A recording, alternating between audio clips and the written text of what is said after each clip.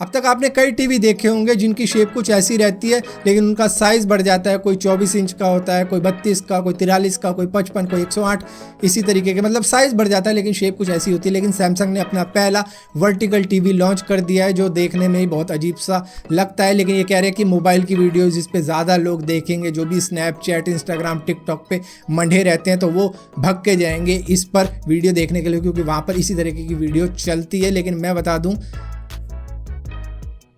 मुझे तुम्हारी चीज़ बिल्कुल पसंद नहीं है। यहाँ अगर ये थोड़ा ऐसे हो जाता, अच्छा ठीक है ऐसे हो सकता है तो ठीक है, लेकिन इसका प्राइस है $16,000, मतलब कि 11 लाख रुपए इंडियन करेंसी के। पेड़ पे से लाता हूँ अभी पैसे तोड़ के। Welcome to amazing random fact. मेरा नाम है भारत शर्मा, आप देख रहे हो देखो इसको। आशा करता हूँ आज का दिन आपको बहुत अच्छा बीत रहा होगा।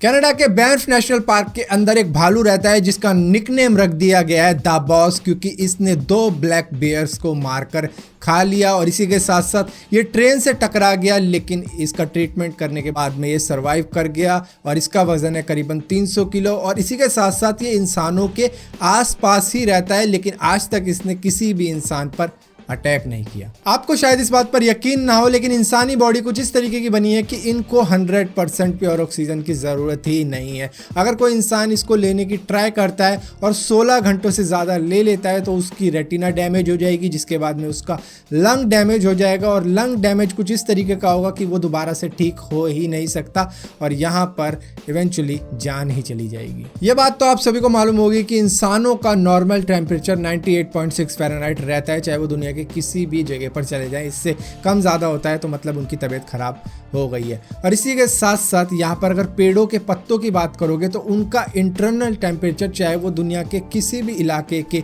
पत्ते हों, उनका नॉर्मल टेम्परेचर 69.8 फ़ारेनहाइट ही रहता है, जिसको आप 21 सेल्सियस भी कह सकते हो। निंजा के बारे में अक्सर आपने एक ही चीज़ देखी होगी कि वो हमेशा काले कपड़े पहनकर ही रखते हैं, लेकिन ये बिल्कुल भी करेक्ट इन्फॉर्मेशन नहीं है। वो सिर्फ रात के वक्त में ही काले कपड़े पहनते थे क्योंकि उनको छुपने में आसानी होती थी। इसी के साथ साथ अगर वो दिन में अटैक करने जाएं किसी को तो वो उस हिसाब के कपड़े पहना करते थे जो उन जगहों से मेल जोल खाएं। नीड फॉर स्पीड की जो सीरीज है उसकी एक ना एक गेम तो आपने जरूर खेली होगी, जैसे कि मैंने खेल रखी है need for speed most wanted. लेकिन यहाँ पर नीड फॉर स्पीड की एक गेम थी जिसको बोला जाता था need for speed no limit, जिसके अंदर आपको कार चलाने के लिए पेट्रोल खरीदना पड़ता था, वो भी असली पैसों से गेम के अंदर। The leaning tower of Pisa जो कि इटली के अंदर मौजूद है, वो हमेशा से ऐसे लीनिंग नहीं था। वो हुआ इस वजह से क्योंकि उसकी मिट्टी ऐसी थी जिस पर ये बनाया गया था कि उसने इसे थोड़ा टेढ़ा कर दिया और इसी की वजह से इसने 4 अर्थक्वेक से ज़्यादा भी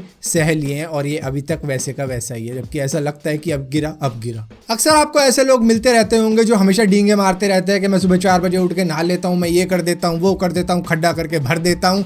लेकिन डर्माटोलॉजिस्ट के मुताबिक जो लोग 2 या 3 दिन में एक बार नहाते हैं वो सही कर रहे हैं, और जो लोग लगातार डेली नहाते हैं वो अपना बेनिफिशियल ऑयल, जो स्किन का बेनिफिशियल ऑयल होता है, उसको हटा देते हैं, रिमूव कर देते हैं। गुड बैक्टीरिया है उसको भी हटा देते हैं स्किन के, जिसकी वजह से उनको स्किन से रिलेटेड ज़्यादा प्रॉब्लम रहती है। और जो लोग 2 या 3 दिन में एक बार नहाते हैं वो बिल्कुल सही कर रहे हैं। कहा था ना मैंने, तेरा भाई परसों नया था। इस दुनिया में मधुमक्खियां तो हर जगह ही मौजूद हैं, लेकिन जिन इलाकों में बहुत ज़्यादा गर्मी पड़ती है, बहुत ज़्यादा धूप पड़ती है, उनके कुछ फूल अपने आप ही फ्रेगमेंट हो जाते हैं। मतलब उनके जो फ्लूइड होता है उनके अंदर का वो अल्कोहलिक बन जाता है, जिसकी वजह से जब मधुमक्खी आती है उनका वो फ्लूइड निकालने के लिए और लेके जाती है जहाँ पर शहद जमा करते हैं वो, तो वहाँ पर जो गार्ड बीज होते हैं वो उन्हें आने नहीं देते, क्योंकि वो जो अल्कोहलिक फ्लूइड ला रही है उससे शहद खराब हो सकता है, जिसकी वजह से वो मधुमक्खियाँ उसे भगा देती है कि भाग, फिर बेवड़ा मार के आई। एवेंजर्स एंड गेम की इतनी ज़्यादा हाइप थी कि इसके टिकट 2 हफ्तों पहले ही बिक चुके थे और इसके शोज ज़्यादातर हाउसफुल ही जा रहे थे दुनिया भर में। लेकिन फिलीपीन में ये कुछ बात नहीं थी, क्योंकि वहाँ के केबल वाले इसे रिलीज़ होने के बाद ही पायरेटेड चला रहे थे अपने केबल चैनल पे।